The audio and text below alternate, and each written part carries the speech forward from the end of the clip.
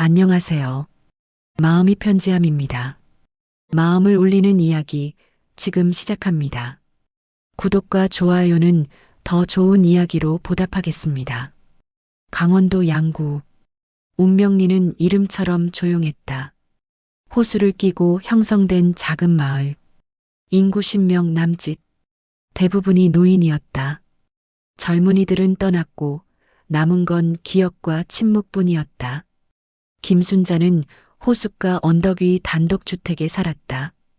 62세, 은퇴한 초등학교 교사, 35년간 아이들을 가르쳤다.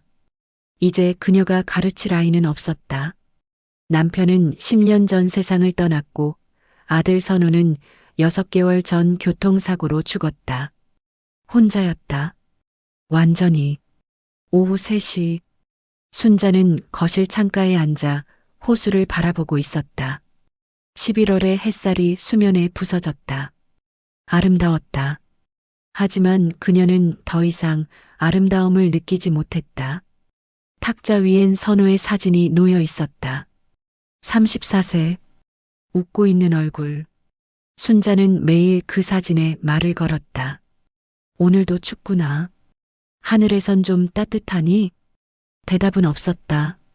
당연했다. 순자는 차를 마시다 문득 창밖을 보았다. 검은색 SUV 한 대가 호숫가 쪽으로 내려가고 있었다. 빠른 속도였다. 이 마을에선 보기 드문 차였다.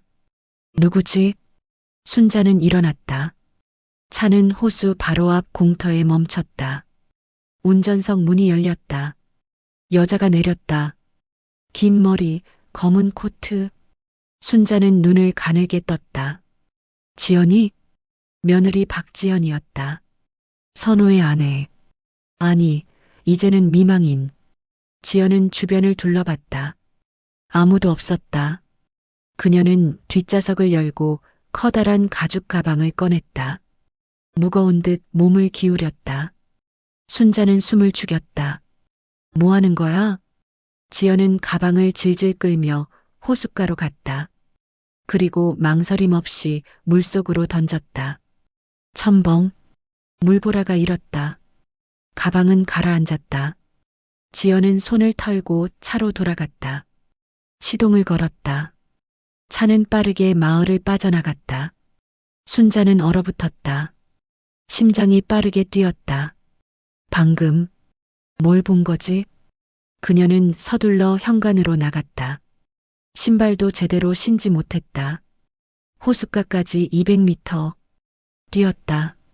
62세의 몸이었지만 멈출 수 없었다. 호수는 고요했다. 물결이 잔잔했다. 가방이 던져진 자리엔 아무것도 보이지 않았다. 내가 잘못 본 걸까? 아니었다. 분명히 봤다. 지연이 가방을 던지는 걸. 순자는 물가에 섰다. 발이 물에 잠겼다. 차갑다. 11월의 호숫물은 얼음장 같았다. 들어가야 하나? 망설였다. 하지만 가슴속 불안이 그녀를 떠밀었다. 저 안에 뭔가 있어. 뭔가 끔찍한 게. 순자는 코트를 벗었다. 그리고 물속으로 걸어 들어갔다. 무릎까지, 허리까지. 물은 너무 차가웠다. 숨이 막혔다. 손으로 물속을 더듬었다. 지늘기 만져졌다. 돌멩이, 수초, 그리고 가죽. 있다. 순자는 가방 손잡이를 잡았다. 무거웠다. 온 힘을 다해 끌어당겼다. 물이 튀었다. 가방이 수면 위로 올라왔다. 육지로 끌고 나왔다. 가방을 땅에 내려놓고 숨을 헐떡였다. 온몸이 젖었다. 떨렸다. 추위 때문만은 아니었다. 가방엔 지퍼가 있었다. 순자는 떨리는 손으로 지퍼를 열었다. 그리고 얼어붙었다. 담요가 보였다. 젖은 담요. 그 안에서 뭔가 움직였다. 아주 작은 움직임. 순자는 담요를 걷었다. 아기였다. 신생아. 파란 입술. 감긴 눈. 움직이지 않았다. 순자는 귀를 가까이 댔다. 희미한 호흡 소리가 들렸다. 살아있었다. 하느님. 순자는 아기를 안았다. 너무 차가웠다. 몸이 얼음 같았다. 119, 119 불러야 해. 핸드폰을 꺼냈다. 손이 떨려서 번호를 누르기 힘들었다. 세 번째 시도 끝에 연결됐다. 119입니다. 아기가 호수에 빨리 와주세요. 주소를 말했다. 위치를 설명했다. 상황을 전했다. 교환원이 침착하게 지시했다. 심폐소생술 할 수 있으세요? 할 수 있어요.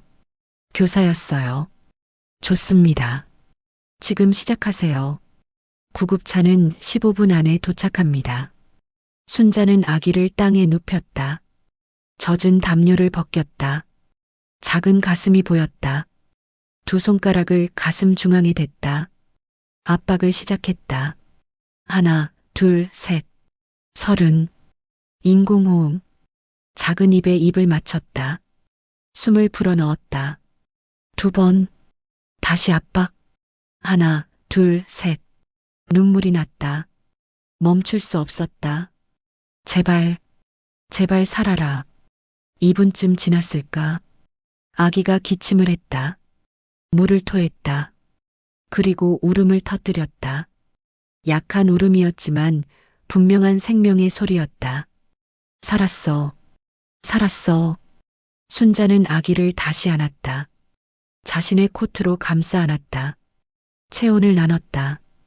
구급차 사이렌이 들렸다. 멀리서 다가오고 있었다. 순자는 아기를 내려다봤다. 작은 얼굴, 파란 입술, 감긴 눈. 누구 아이지?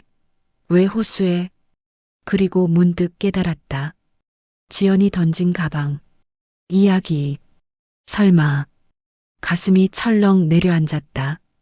말도 안 되는 생각이었다. 하지만 부정할 수 없었다. 구급대원들이 달려왔다. 아기를 인계했다. 들것에 눕혔다. 산소 마스크를 씌웠다. 할머니, 같이 가셔야죠. 보호자시죠? 네. 순자는 구급차에 탔다. 아기 옆에 앉았다.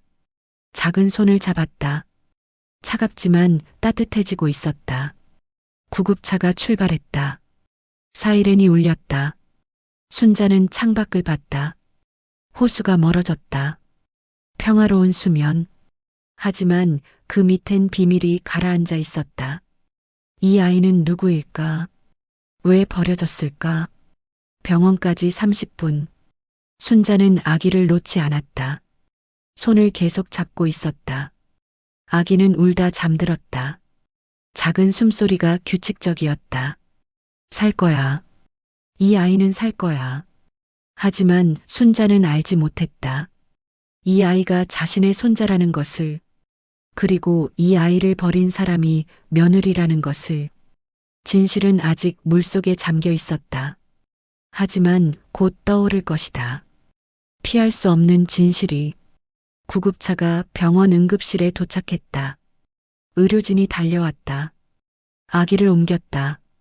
순자는 복도에 남았다. 젖은 옷, 떨리는 몸, 멍한 정신, 그리고 한 가지 확신. 이건 시작이야. 뭔가 끔찍한 일이. 복도 창문 너머로 하늘이 보였다. 구름이 몰려오고 있었다. 비가 올 것 같았다. 순자는 떨리는 손으로 핸드폰을 꺼냈다. 경찰에 신고해야 했다. 하지만 무엇을 말해야 할지 몰랐다. 며느리가 호수에 가방을 던졌다. 그 안에 아기가 있었다. 믿을 수 있을까? 순자 자신도 믿기 힘들었다. 하지만 진실이었다. 그녀가 본 것, 구한 것 모두. 순자는 의자에 앉았다. 기다렸다.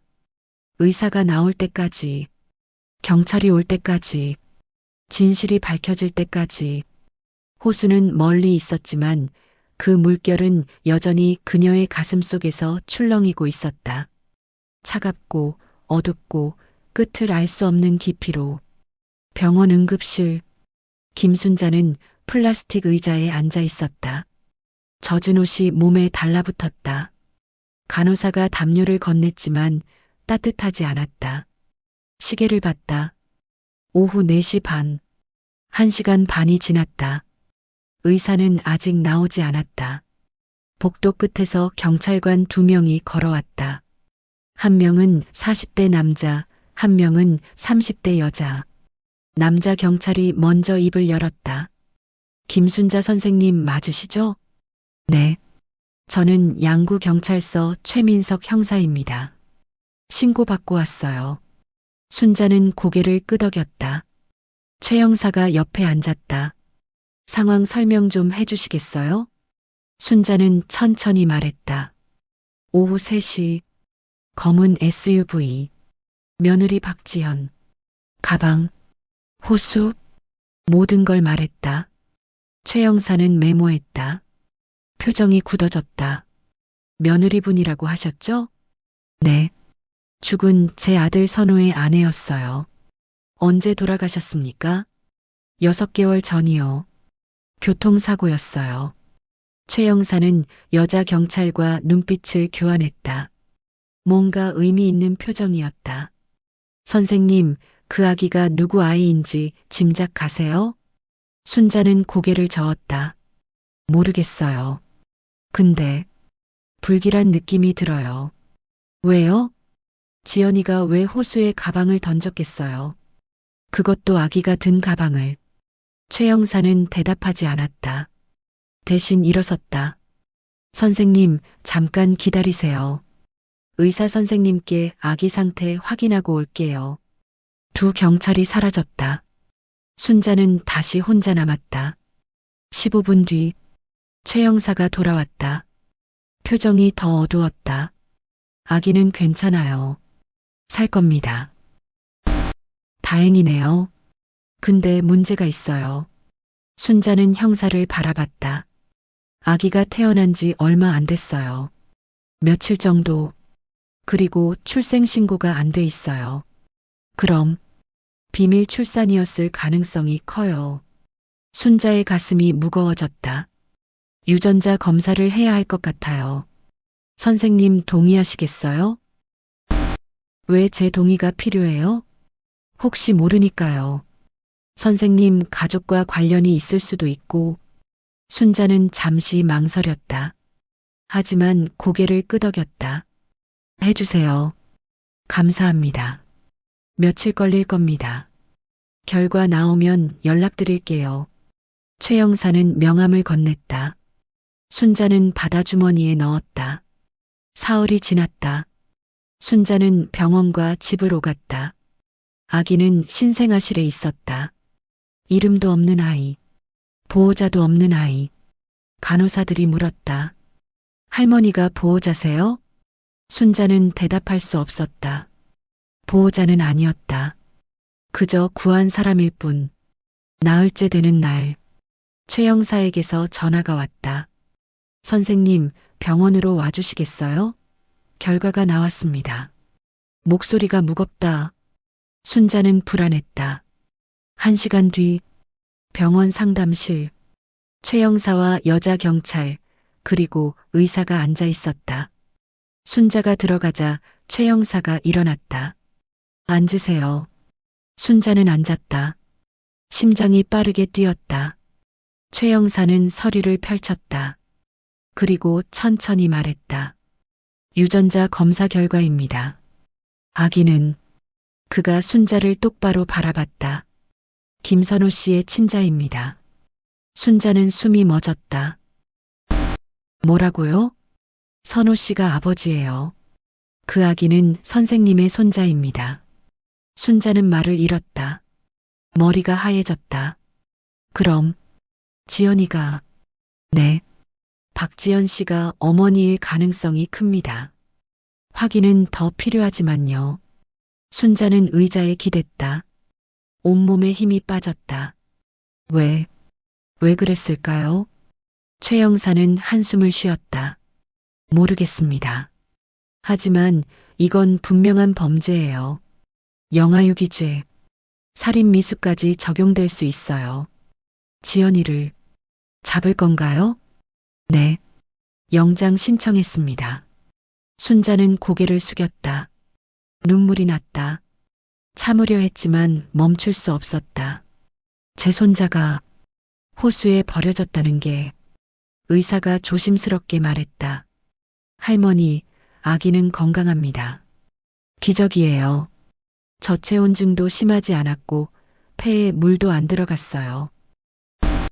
다행이네요. 근데 문제가 있어요. 순자는 고개를 들었다. 아기를 어디 보낼지 결정해야 해요. 보호시설에 보내든지 아니면 제가 키울게요. 순자의 목소리는 단호했다. 의사와 형사가 놀란 표정을 지었다. 선생님, 62세시잖아요. 신생아를 키우는 건 쉽지 않아요. 알아요. 근데 제 손자예요.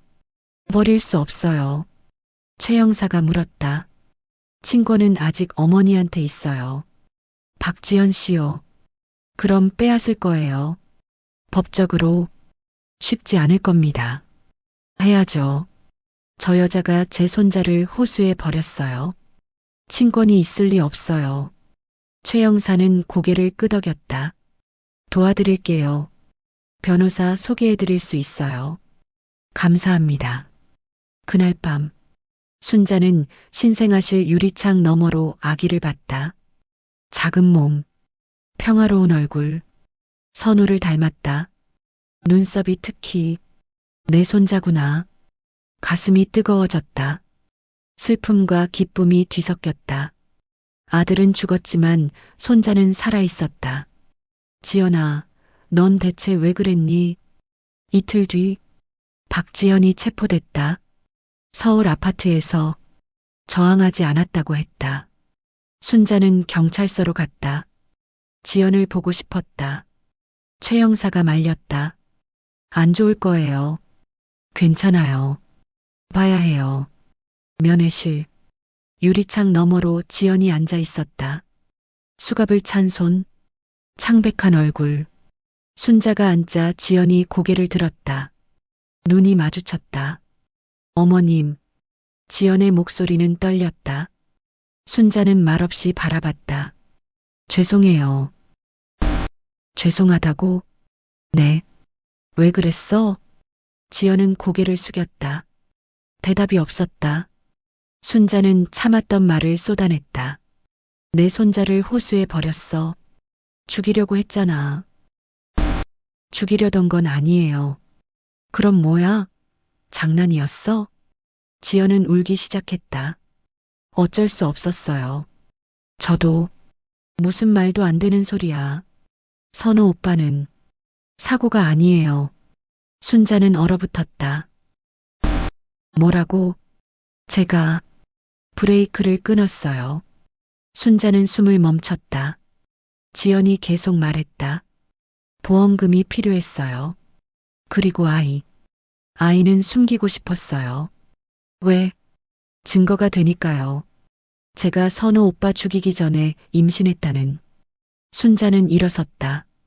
더 이상 들을 수 없었다. 넌 인간이 아니야. 지연은 고개를 숙인 채 울고 있었다. 순자는 면회실을 나왔다. 복도에서 무너졌다. 벽에 기대 주저앉았다. 최 형사가 달려왔다. 선생님, 제 아들을 죽였대요. 지연이가. 최 형사는 아무 말도 하지 못했다. 그저 곁에 앉아 있었다. 순자는 울었다. 오래 울었다. 62년 인생에서 가장 많이 운 날이었다. 하지만 눈물이 마르자 다른 감정이 찾아왔다. 분노가 아니었다. 결심이었다. 손자를 지켜야 해. 그게 엄마로서, 할머니로서 할 일이야. 순자는 일어났다. 최 형사를 바라봤다. 형사님, 친권소송 도와주세요. 그러겠습니다. 그리고 지연이 처벌 제대로 받게 해주세요. 당연히 그럴 겁니다. 순자는 고개를 끄덕였다. 경찰서를 나왔다. 밖은 어두웠다. 별이 보였다. 선우야, 미안해. 엄마가 지켜주지 못했어. 하지만 손자는 지킬 것이다. 끝까지. 순자는 차에 올랐다. 병원으로 향했다. 아기를 보러. 자신의 손자를. 호수는 멀리 있었지만 그 물결은 이제 잠잠해지고 있었다. 진실이 떠올랐으니까 이제 싸움이 시작될 것이다. 하지만 순자는 두렵지 않았다. 사랑이 두려움보다 강했으니까. 박지연의 구속영장이 발부됐다. 영아유기죄, 살인미수, 그리고 남편 살해 혐의. 언론이 들썩였다. 작은 마을 운명리는 기자들로 붐볐다. 김순자는 집에 틀어박혔다. 전화는 꺼놨다. 현관문을 두드리는 소리가 계속됐지만 열지 않았다. 일주일이 지났다. 순자는 병원에만 갔다. 아기를 보러. 신생아실 유리창 너머로. 안을 수는 없었다. 아직 친권이 없었으니까. 간호사가 말했다. 할머니, 아기 이름 지어주셨어요? 순자는 고개를 저었다. 아직이요. 빨리 지으셔야죠. 출생신고도 해야 하고요. 누가 해야 하는 거죠? 법적으로는 어머니가. 근데 지금 상황이. 간호사는 말을 흐렸다. 순자는 유리창에 손을 댔다. 아기가 자고 있었다. 평화로운 얼굴. 변호사를 만났다. 최 형사가 소개해준 사람. 50대 여성. 이름은 한미경. 할머니, 솔직히 말씀드릴게요. 쉽지 않아요. 뭐가요? 친권 박탈. 박지연 씨가 범죄를 저질렀어도 법적으로는 여전히 어머니예요. 순자는 주먹을 쥐었다. 그럼 어떻게 해요? 재판 이겨야죠. 그녀가 양육 능력이 없다는 걸 증명해야 해요. 호수에 아기를 버렸는데도 그것만으론 부족해요. 더 많은 증거가 필요해요. 순자는 한숨을 쉬었다. 한미경이 말을 이었다. 그리고 한 가지 더. 할머니 나이가 문제예요. 62세가 뭐가 문제죠? 법원은 양육 능력을 평가해요. 경제력, 건강, 나이. 할머니께서 신생아를 20년 키울 수 있다고 판단할까요? 순자는 할 말을 잃었다. 한미경은 부드럽게 말했다. 포기하란 말이 아니에요. 준비를 철저히 하자는 거죠. 뭘 준비해야 하나요? 건강검진부터 받으세요. 재정 상태도 정리하고요. 그리고 한미경은 잠시 망설였다. 박지연 씨의 과거를 파헤쳐야 해요. 그녀가 어떤 사람인지. 순자는 고개를 끄덕였다. 알겠습니다. 사무실을 나오며 순자는 생각했다. 지연이를 얼마나 알고 있었나? 사실 몰랐다. 3년 전 선우가 데려왔을 때 순자는 반가웠다. 예쁘고 똑똑한 며느리. 서울대 출신. 대기업 다녔다고 했다. 하지만 결혼 후 지연은 거의 찾아오지 않았다. 명절에도 바쁘다는 핑계로. 순자는 서운했지만 이해하려 했다. 젊은 사람들은 다 바쁘니까. 이제 생각해보니 이상했다. 결혼 1년 만에 지연은 회사를 그만뒀다. 이유를 묻자 임신 준비라고 했다. 그런데 임신은 하지 않았다. 2년 동안. 순자가 걱정하자 선우는 웃으며 말했다. 엄마 괜찮아요. 천천히 하려고요. 그게 마지막이었다. 한 달 뒤 선우는 죽었다. 순자는 집으로 돌아와 서재를 뒤졌다. 선우의 물건들, 사진, 편지, 일기장. 일기장을 펼쳤다. 선우의 글씨, 반듯하고 정직한. 2022년 5월 3일. 지연이랑 싸웠다. 돈 문제로. 또. 순자는 손이 떨렸다. 다음 장을 넘겼다. 2022년 7월 15일. 지연이 카드를 또 썼다. 명품 가방. 500만 원. 말도 안 하고. 2022년 9월 20일. 지연이 이혼하자고 했다. 못 받아들이겠다. 사랑한다고 했는데. 순자는 일기장을 덮었다. 눈물이 났다. 선우야, 얼마나 힘들었니? 다음 날 순자는 최민석 형사에게 전화했다. 형사님, 선우 사고 다시 조사해 주세요. 왜요? 지연이 말이 사실인지 확인하고 싶어요. 최 형사는 한참 침묵했다. 알겠습니다. 해보죠. 일주일 뒤 최 형사가 찾아왔다. 표정이 무겁다. 선생님 확인했어요. 뭐요? 선우 씨 차. 브레이크 라인이 절단돼 있었어요. 당시엔 사고로 처리됐지만 순자는 의자에 주저앉았다. 고의였어요. 누군가 일부러 끄는 거예요. 지연이가. 증거는 없어요. 하지만 정황상 그녀 외엔 접근할 사람이 없어요. 순자는 고개를 숙였다. 최 형사가 말을 이었다. 더 있어요. 뭐가요? 선우 씨 보험금 3억이에요. 수령이는 박지연 씨. 받았나요? 아직이요. 수사 때문에 동결됐어요. 순자는 눈을 감았다. 돈. 결국 돈 때문이었구나. 그리고 한 가지 더. 최 형사가 서류를 꺼냈다. 박지연 씨 통장 내역이에요. 결혼 3년 동안 빚이 2억 넘게 늘었어요. 2억? 도박이었어요. 온라인 카지노. 순자는 말문이 막혔다. 최 형사가 계속했다. 선우 씨가 막아줬어요. 몰래 갚아주고. 근데 끝이 없었던 거죠. 그래서 선우를. 네. 보험금으로 빚을 갚으려 했던 것 같아요. 순자는 서류를 바라봤다. 숫자들, 날짜들, 며느리의 거짓된 삶의 기록. 아기는요? 왜 버린 거죠? 최 형사는 한숨을 쉬었다. 추측이지만 임신 사실을 숨기려 했던 것 같아요. 왜요? 선우 씨 죽기 전에 임신했으니까요. 혹시 수사가 다시 열리면 의심받을까봐. 순자는 주먹을 쥐었다. 분노가 치밀었다. 형사님, 이 여자 꼭 처벌해 주세요. 그럴 겁니다. 증거는 충분해요. 최 형사가 떠나고 순자는 혼자 남았다. 거실에 앉아 오래 생각했다. 손자를 어떻게 지키지?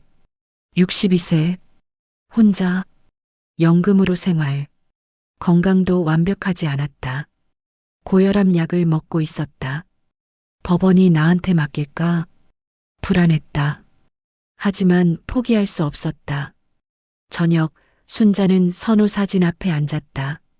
선우야, 엄마가 내 아들 키울게. 잘 키울게. 대답은 없었다. 하지만 순자는 느꼈다. 선우가 곁에 있다는 걸. 다음 날 아침, 순자는 병원으로 갔다. 건강검진 예약을 했다. 혈액검사, 심전도, X-레이. 모든 걸 받았다. 결과는 일주일 뒤 나왔다. 한미경 변호사가 확인했다. 괜찮아요. 건강하세요. 고혈압은요? 약으로 조절되고 있으니 문제 없어요. 순자는 안도했다. 한미경이 말했다. 이제 재정 서류 정리하세요. 통장, 연금, 재산. 알겠습니다. 그리고 마음의 준비도 하세요. 무슨요? 재판 과정이 힘들 거예요. 박지연 측 변호사가 할머니를 공격할 겁니다. 순자는 고개를 끄덕였다. 괜찮아요. 준비됐어요. 한 달이 지났다. 첫 재판 날이 다가왔다. 순자는 양복을 꺼내 입었다. 20년 된 것. 선호 대학 졸업식 때 입었던. 거울을 봤다. 62세 할머니. 주름진 얼굴. 하얀 머리. 내가 할 수 있을까? 두려웠다. 하지만 물러설 수 없었다. 법원으로 가는 차 안. 한미경이 말했다. 할머니, 오늘은 첫 심리예요. 긴장하지 마세요. 네. 상대 변호사가 뭐라 해도 침착하게 대답하세요. 순자는 창밖을 봤다. 하늘이 흐렸다. 비가 올 것 같았다. 법정에 들어섰다. 피고인석에 박지연이 앉아 있었다. 수감복 차림, 야윈 얼굴, 눈이 마주쳤다. 지연은 고개를 돌렸다. 재판장이 들어왔다. 모두 일어섰다. 사건 시작하겠습니다. 재판이 시작됐다. 검사가 기소 내용을 읽었다. 영아유기, 살인미수, 남편 살해. 지연의 변호사가 일어났다. 40대 남자, 차가운 눈빛. 재판장님, 피고인은 산후 우울증을 앓고 있었습니다. 정상적인 판단이 어려웠어요. 순자는 주먹을 쥐었다. 한미경이 손을 잡아줬다. 재판장이 물었다. 증거 있습니까? 정신과 진단서 제출하겠습니다. 서류가 넘어갔다. 재판장이 검토했다. 산후우울증이라도 영아유기는 범죄입니다. 하지만 감경 사유가 될 수 있습니다. 재판은 2시간 계속됐다. 증거 제출, 증인 신문, 변론. 순자는 증인석에 섰다. 선서를 했다. 지연의 변호사가 물었다. 김순자 씨 62세 맞습니까? 네. 신생아를 키울 자신 있으십니까? 네. 혼자서요? 아무 도움 없이? 순자는 잠시 망설였다. 네. 건강은 괜찮으십니까? 고혈압 약 먹고 있어요. 그럼 완벽하진 않네요. 한미경이 일어났다. 이에 있습니다. 유도 신문입니다. 재판장이 말했다. 인정합니다. 변호인, 질문 바꾸세요. 지연의 변호사는 비웃었다. 더 물을 게 없네요. 순자는 증인석을 내려왔다. 다리가 떨렸다. 재판이 끝났다. 다음 재판은 1달 뒤. 법정을 나오며 한미경이 말했다. 잘하셨어요. 그런가요? 네. 첫 재판치고 괜찮았어요. 순자는 고개를 끄덕였다. 하지만 마음은 무거웠다. 이길 수 있을까? 병원으로 갔다. 아기를 보러. 신생아실에서 간호사가 나왔다. 할머니, 잠깐만요. 왜요? 아기가 많이 웃어요. 할머니 오시면 특히요. 순자는 유리창을 통해 봤다. 아기가 눈을 뜨고 있었다. 작은 입이 미소 짓는 것 같았다. 우리 손자. 순자는 유리에 손을 댔다. 아기도 손을 움직였다. 닿을 것 같았다. 이 아이를 지킨다. 무슨 일이 있어도. 그날 밤 순자는 선호 일기장을 다시 펼쳤다. 마지막 장. 2023년 4월 30일. 지연이 임신했다. 기쁘다. 아빠가 된다. 엄마한테 빨리 말해야지. 그 다음 날 선호는 죽었다.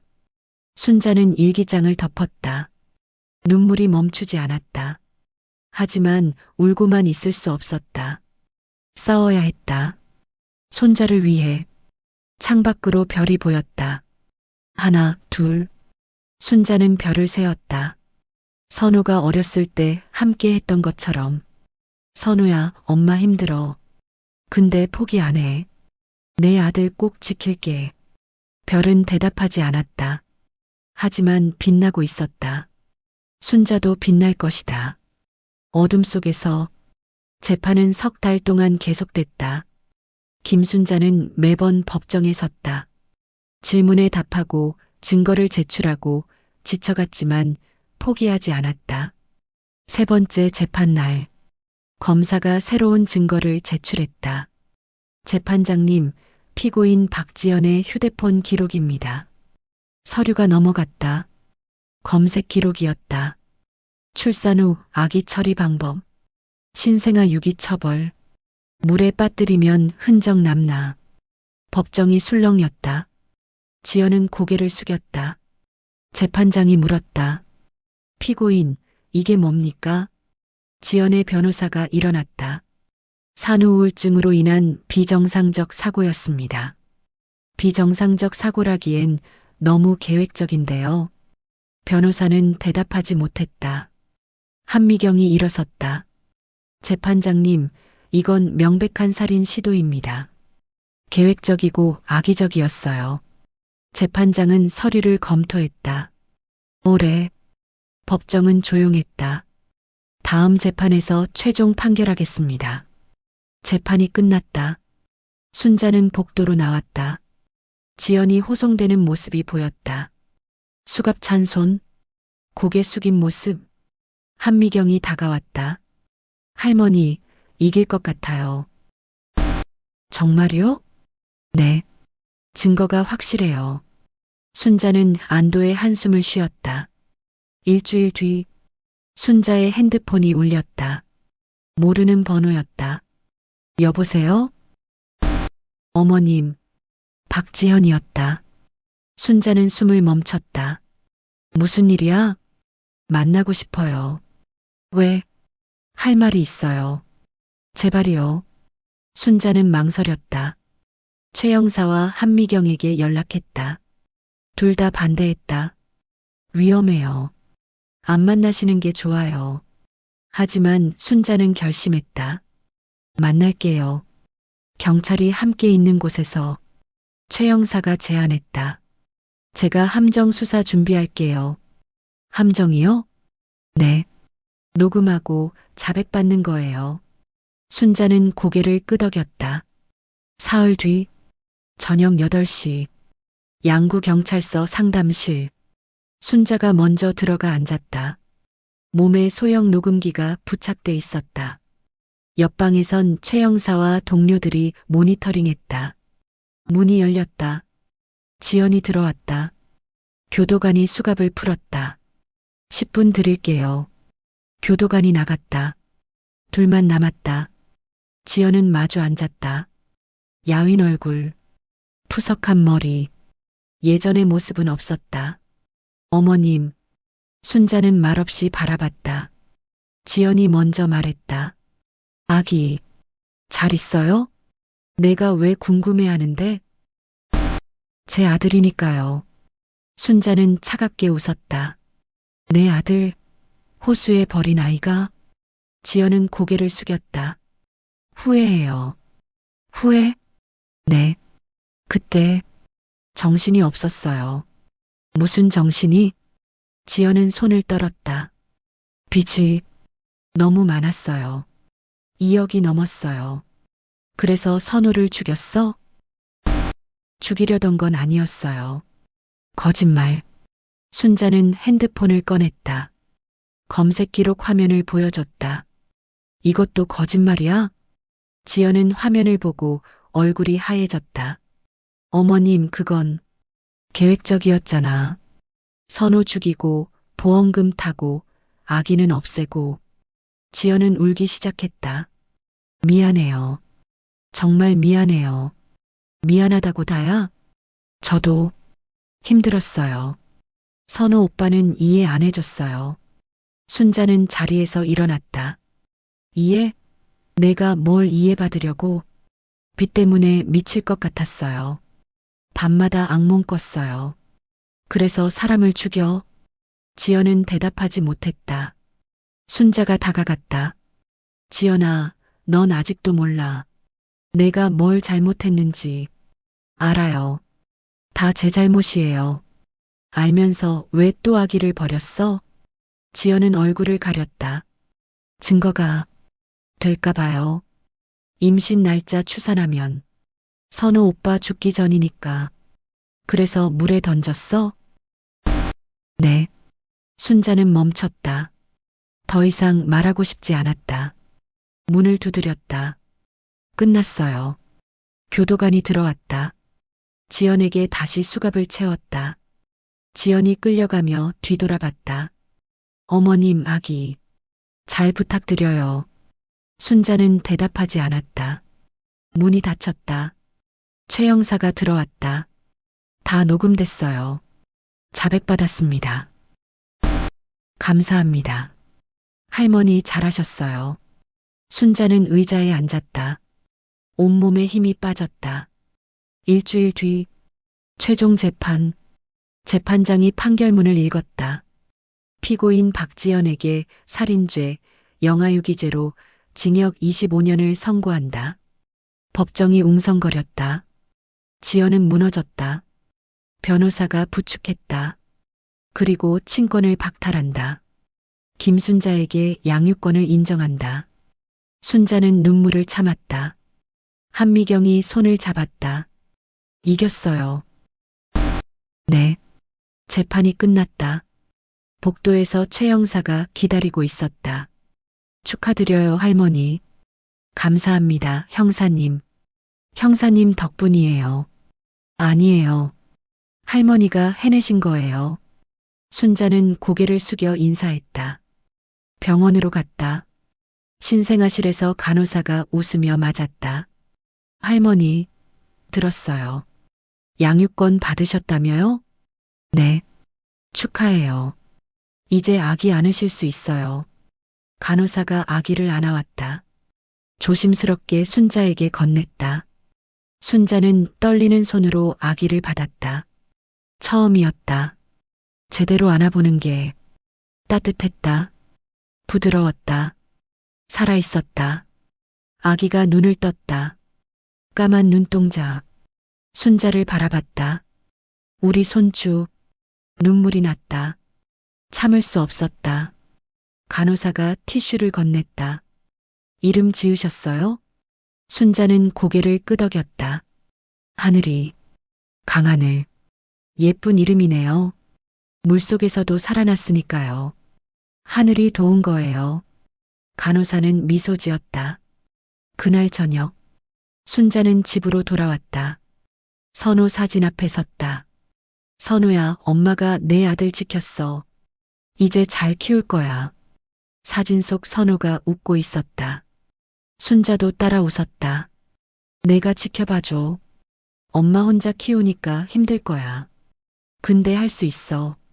너 키웠던 것처럼. 다음 날부터 순자는 준비를 시작했다. 아기 방을 꾸몄다. 선호가 쓰던 방. 이제 하늘이의 방. 침대, 옷장, 장난감. 하나씩 샀다. 많지 않았다. 순자의 연금으론 빠듯했다. 하지만 충분했다. 이웃들이 도왔다. 운명리 마을 사람들. 아기 옷을 가져다 주고 분유를 선물하고 조언을 해줬다. 순자 씨, 밤에 자주 깨니까 체력 관리 잘하세요. 우유는 이렇게 타야 돼요. 기저귀는 자주 갈아줘야 해요. 순자는 하나하나 배웠다. 62세에 다시 엄마가 되는 법을. 한 달 뒤, 퇴원날, 순자는 아기를 안고 병원을 나섰다. 따뜻한 봄날이었다. 벚꽃이 피고 있었다. 차에 태웠다. 카시트를 준비했다. 안전벨트를 맸다. 하늘아, 우리 집 가자. 집까지 30분. 조심스럽게 운전했다. 마을에 도착하자 이웃들이 나와 있었다. 어머, 아기다. 얼마나 예쁜지. 모두 축하해줬다. 순자는 고마웠다. 집에 들어갔다. 아기 방에 하늘이를 눕혔다. 작은 침대, 부드러운 이불. 하늘이가 눈을 떴다. 주변을 둘러봤다. 낯선 곳. 하지만 무섭지 않은 듯했다. 여기가 내 집이야. 할미랑 살 거야. 하늘이가 웃는 것 같았다. 순자도 웃었다. 그날 밤, 첫밤, 하늘이가 울었다. 밤 2시, 순자는 일어나 우유를 탔다. 안고 먹였다. 4시, 또 울었다. 기저귀를 갈았다. 6시, 또 울었다. 안아서 달랬다. 아침이 왔다. 순자는 지쳤다. 하지만 행복했다. 이래서 키우는구나. 한 달이 지났다. 하늘이는 무럭무럭 자랐다.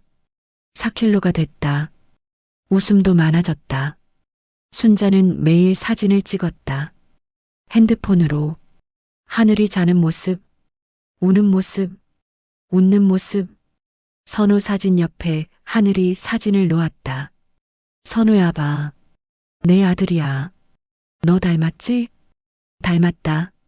눈썹이, 입꼬리가 석 달이 지났다. 하늘이는 목을 가눴다. 소리에 반응했다.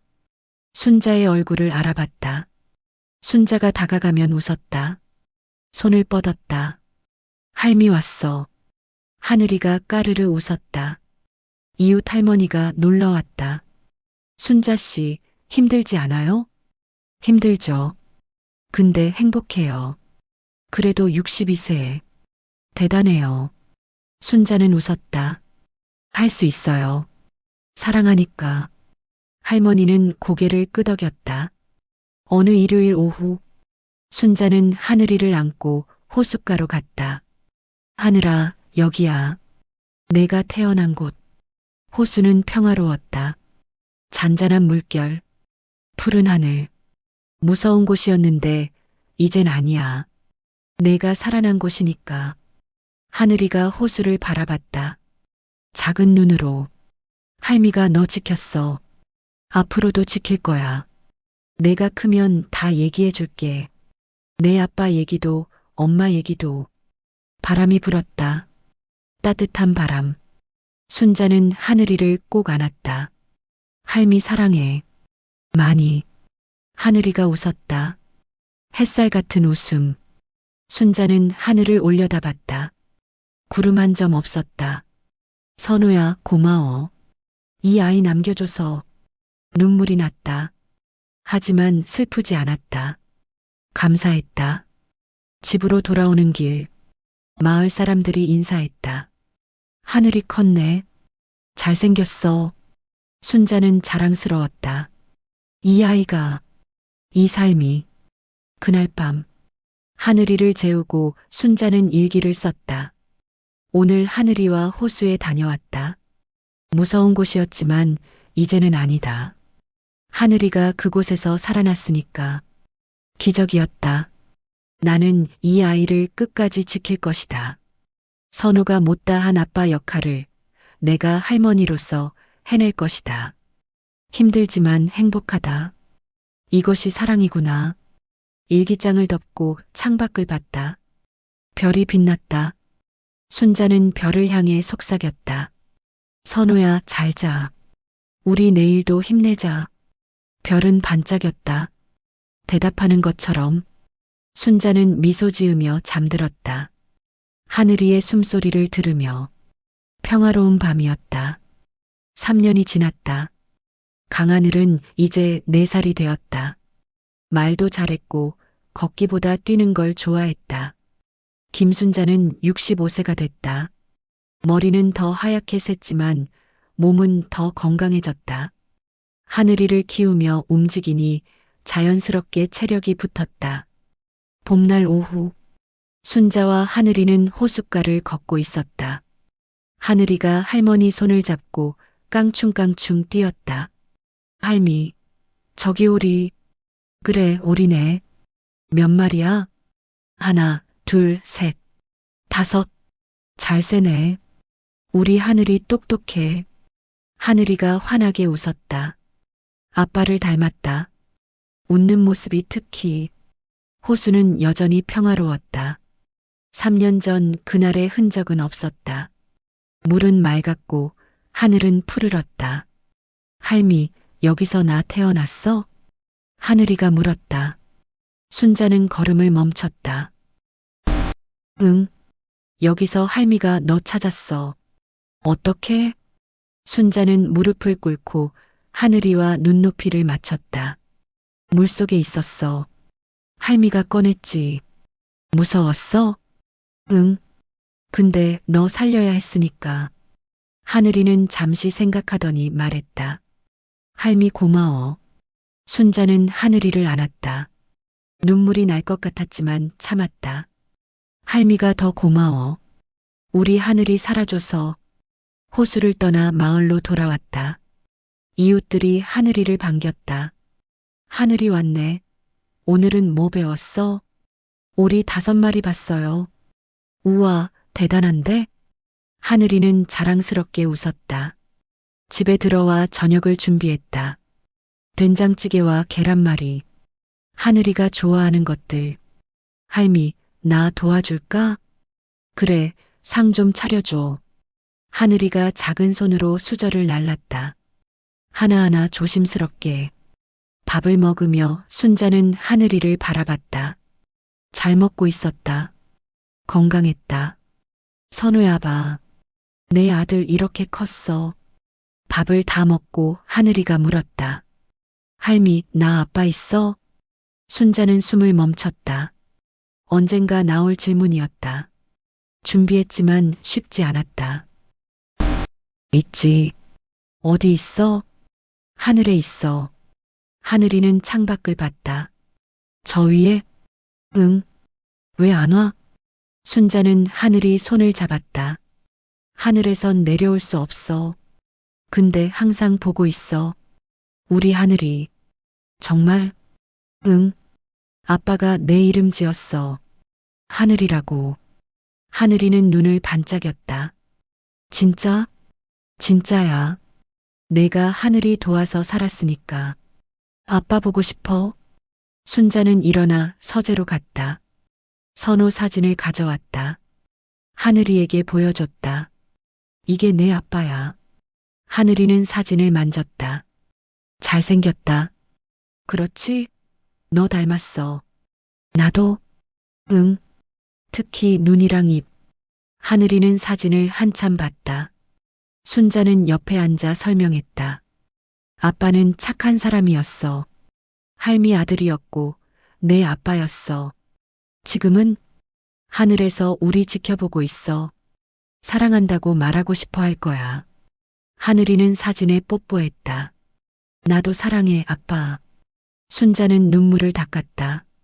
하늘이가 물었다. 할미, 왜 울어? 기뻐서. 울면 슬픈 거 아니야? 기쁠 때도 울어. 하늘이는 고개를 끄덕였다. 이해하진 못했지만 받아들였다. 그날 밤 하늘이를 재우고 순자는 일기를 썼다. 하늘이가 아빠에 대해 물었다. 대답하기 힘들었지만 했다. 진실을 말해야 한다. 언젠가 모든 걸 알려줄 것이다. 엄마 얘기도. 하지만 지금은 아니다. 아직 어리니까. 하늘이는 잘 자라고 있다. 건강하고 밝고 착하다. 선우를 닮았다. 내가 할 수 있는 건 사랑하는 것뿐이다. 그게 충분하길 바란다. 여름이 왔다. 하늘이는 유치원에 다니기 시작했다. 순자가 매일 데려다주고 데려왔다. 첫날, 하늘이는 울지 않았다. 손을 흔들며 들어갔다. 할미 다녀올게. 그래, 잘하고 와. 오후에 데리러 갔다. 하늘이가 달려왔다. 할미, 친구 생겼어. 진짜? 누구? 민수. 같이 놀았어. 순자는 웃었다. 잘했네. 집으로 가는 길. 하늘이가 계속 얘기했다. 유치원 이야기, 선생님 이야기, 친구 이야기. 순자는 들으며 고개를 끄덕였다. 행복했다. 가을이 왔다. 하늘이는 5살이 됐다. 생일 파티를 열었다. 마을 사람들이 다 왔다. 케이크를 준비했다. 하늘이가 좋아하는 초코 케이크, 초 5개를 꽂았다. 하늘아, 소원 빌어. 하늘이는 눈을 감았다. 잠시 후 후마이너스 불었다. 초가 다 꺼졌다. 뭐 빌었어? 비밀이야. 모두 웃었다. 박수 쳤다. 저녁에 손님들이 다 간 뒤 순자와 하늘이만 남았다. 할미 고마워. 생일 파티 천만에. 우리 하늘이 생일인데. 할미, 나 소원 말해줄까? 응? 할미랑 오래오래 사는 거. 순자는 하늘이를 꼭 안았다. 할미도 그게 소원이야. 겨울이 왔다. 첫눈이 내렸다. 하늘이는 신나서 밖으로 뛰어나갔다. 할미, 눈이야. 순자도 따라 나갔다. 하늘이가 눈을 받아먹으려 했다. 하늘아, 그거 더러워. 괜찮아. 하늘에서 온 거잖아. 순자는 웃었다. 그래도 안 돼. 둘이 함께 눈사람을 만들었다. 작은 눈사람. 하늘이 키만큼. 할미, 이거 우리야? 그럴까? 응, 나랑 할미. 눈사람의 돌멩이로 눈과 입을 만들었다. 하늘이가 웃는 얼굴을 그렸다. 예쁘다. 할미처럼. 순자는 하늘이 머리를 쓰다듬었다. 그날 밤, 눈이 계속 내렸다. 순자와 하늘이는 창가에 앉아 눈을 봤다. 할미, 눈은 왜 내려? 하늘이 선물 주는 거야. 우리한테? 응, 모든 사람한테. 하늘이는 눈을 반짝였다. 하늘은 착해. 그렇지. 내 이름이 하늘이잖아. 너도 착해. 하늘이는 할머니 품에 안겼다. 따뜻했다. 할미 사랑해. 할미도 사랑해. 많이. 둘은 오래 창가에 앉아 있었다. 눈을 보며 말없이. 다시 봄이 왔다. 하늘이는 6살이 됐다. 초등학교 입학을 1년 앞뒀다. 순자는 67세가 됐다. 몸은 여전히 건강했다. 하늘이 덕분이었다. 어느 일요일, 순자와 하늘이는 묘지로 갔다. 선호의 묘. 하늘이는 꽃을 들고 있었다. 순자가 준비한 것. 묘 앞에 섰다. 순자가 꽃을 놓았다. 하늘이도 따라했다. 하늘아, 여기 내 아빠야. 하늘이는 묘비를 만졌다. 이름이 새겨져 있었다. 김선호. 아빠 안녕. 나 하늘이야. 순자는 옆에 앉아 지켜봤다. 할미가 잘 키워줬어. 나 건강해. 유치원도 다녀.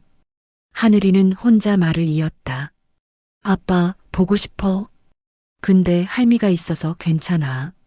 순자는 눈물을 참았다. 할미 사랑해. 아빠도 사랑해. 우리 행복해.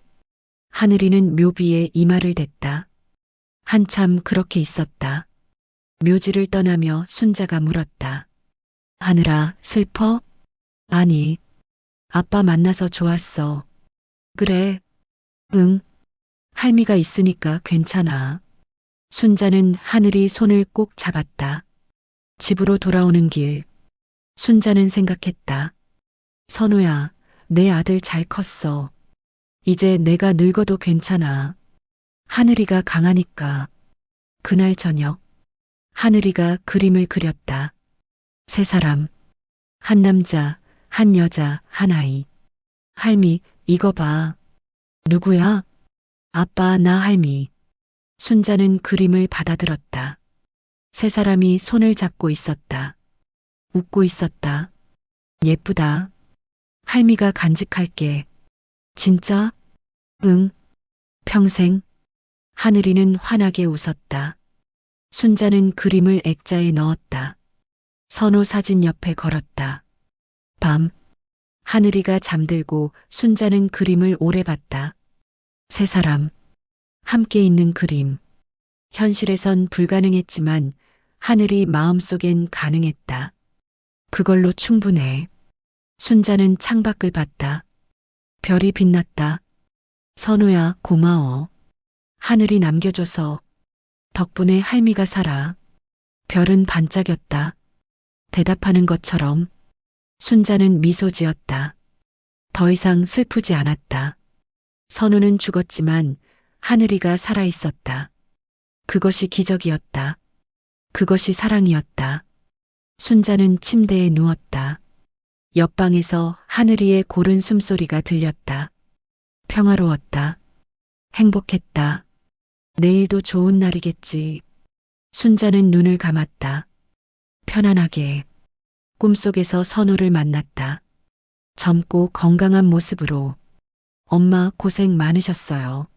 아니야. 행복했어. 하늘이 잘 커져서 감사해요. 내 아들이니까 당연하지. 선우가 웃었다. 엄마 사랑해요. 나도. 아침. 순자는 하늘이 웃음소리에 깼다. 할미, 일어나. 유치원 가야 해. 알았어, 알았어. 순자는 일어나 하늘이 방으로 갔다. 하늘이가 옷을 갈아입고 있었다. 혼자 입었어? 응, 나 이제 다 커서 우리 하늘이 대단하네. 아침을 먹고 유치원에 갔다. 하늘이가 손을 흔들며 들어갔다. 할미 다녀올게. 그래. 조심해서. 순자는 한참 서서 봤다. 하늘이가 사라질 때까지 잘 자라라. 건강하게. 집으로 돌아와 순자는 호숫가를 산책했다. 혼자. 호수는 여전히 평화로웠다. 4년 전 그날처럼. 하지만 이제 무섭지 않았다. 이곳은 하늘이가 태어난 곳이었다. 기적이 일어난 곳이었다. 순자는 호수에 대고 말했다. 고마워. 우리 하늘이 돌려줘서. 물결이 일렁였다. 대답하는 것처럼. 순자는 미소 지었다. 그리고 집으로 돌아갔다. 오후에 하늘이를 데리러 가야 했으니까. 저녁을 준비해야 했으니까. 할머니로서 할 일이 많았으니까. 하지만 행복했다. 진심으로. 이것이 삶이었다. 이것이 사랑이었다. 순자는 하늘을 올려다봤다. 구름 한 점 없이 맑았다. 오늘도 감사합니다. 하늘은 파랬다. 아름다웠다. 하늘이의 하늘이었다. 순자의 하늘이었다. 모두의 하늘이었다. 그 아래서 그들은 살아갔다. 함께